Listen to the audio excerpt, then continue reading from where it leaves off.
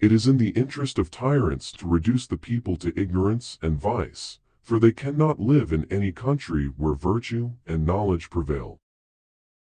If ye love wealth better than liberty, the tranquility of servitude than the animated contest of freedom, go home from us in peace.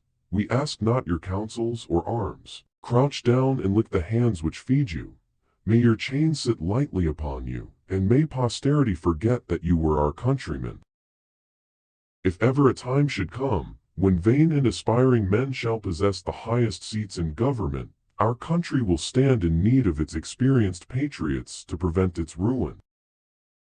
It does not take a majority to prevail, but rather an irate, tireless minority, keen on setting brushfires of freedom in the minds of men.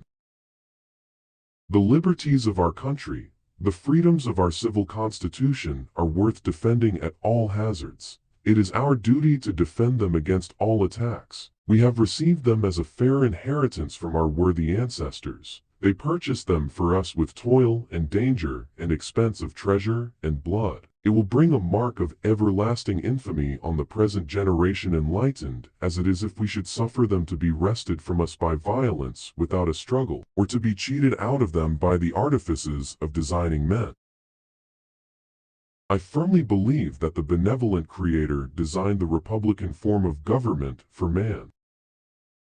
For no people will tamely surrender their liberties, nor can they easily be subdued, where knowledge is diffused and virtue preserved. On the contrary, when people are universally ignorant and debauched in their manners, they will sink under their own weight, without the aid of foreign invaders. The Constitution be never construed to authorize Congress to infringe the just liberty of the press, or the rights of conscience, or to prevent the people of the United States, who are peaceable citizens, from keeping their own arms.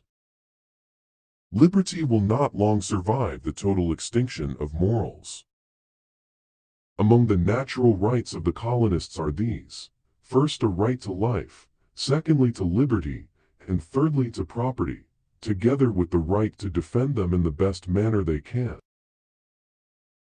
In a state of tranquility, wealth, and luxury, our descendants would forget the arts of war and the noble activity and zeal which made their ancestors invincible. Every art of corruption would be employed to loosen the bond of union which renders our resistance formidable. When the spirit of liberty, which now animates our hearts and gives success to our arms, is extinct, our numbers will accelerate our ruin and render us easier victims to tyranny. A nation of shopkeepers are very seldom so disinterested. It is no dishonor to be in a minority in the cause of liberty and virtue. If the public are bound to yield obedience to laws to which they cannot give their approbation, they are slaves to those who make such laws and enforce them. If we suffer tamely a lawless attack upon our liberty, we encourage it, and involve others in our doom. A true patriot would keep the attention of his fellow citizens awake to their grievances, and not allow them to rest till the causes of their just complaints are removed. The country shall be independent, and we will be satisfied with nothing short of it.